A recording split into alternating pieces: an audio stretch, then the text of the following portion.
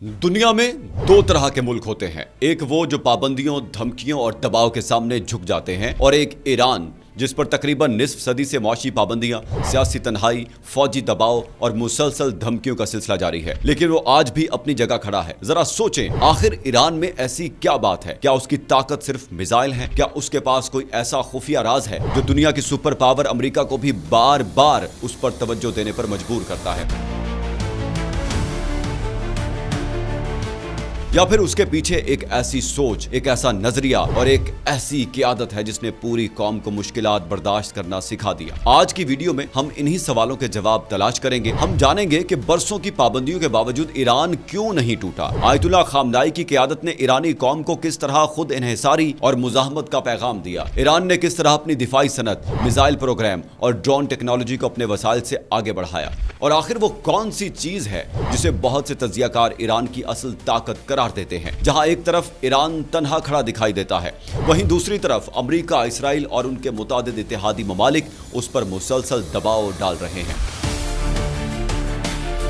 हालिया महीनों में कशीदगी ने एक बार फिर पूरी दुनिया की तवज्जो अपनी जानिब मबजूल करा ली है। ऐसे में सवाल यह है कि आखिर ईरान में ऐसी क्या बात है कि इतनी पाबंदियों, इतने दबाव और इतनी धमकियों के बावजूद ये मुल्क अभी तक खड़ा है। नाजरीन, अगर ईरान को समझना है तो सिर्फ उसकी फौज या उसके मिसाइल नहीं, बल्कि उसकी तारीख, उसकी कौमी सोच और उसकी रियासती निज़ाम को भी समझना होगा।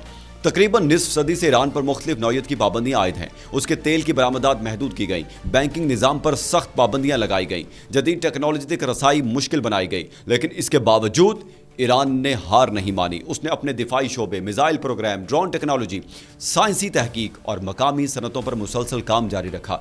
यही वजह है कि आज भी ईरान खित्ते की एक अहम ताकत समझा जाता है। लेकिन सिर्फ हथियार किसी कौम को मजबूत नहीं बनाते, असल ताकत कौम के हौसले, क़यादत और नजरिए में होती है।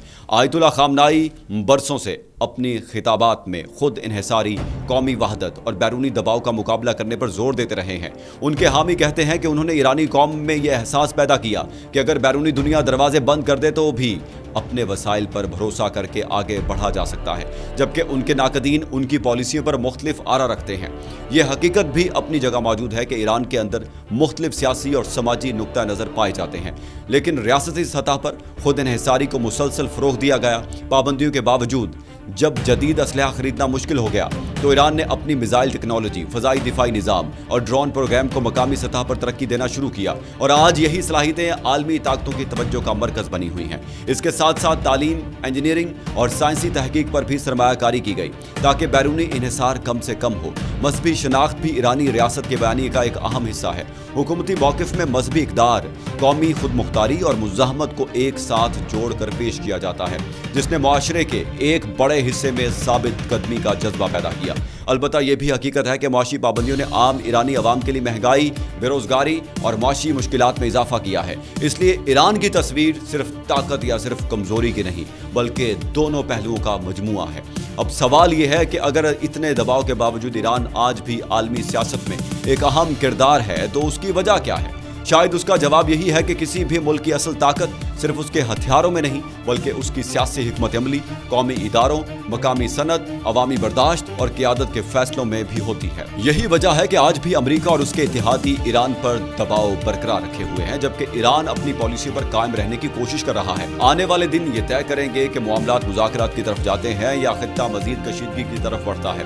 मगर एक बात जरूर है, ईरान की कहानी सिर्फ जंग और मिसाइलों की नहीं, बल्कि बर्दाश्त, खुद इन्हिसारी, रियासती हिकमत अमली और एक तवील सियासी जद्दोजहद की कहानी भी है। अब आप बताएं, आपकी नज़र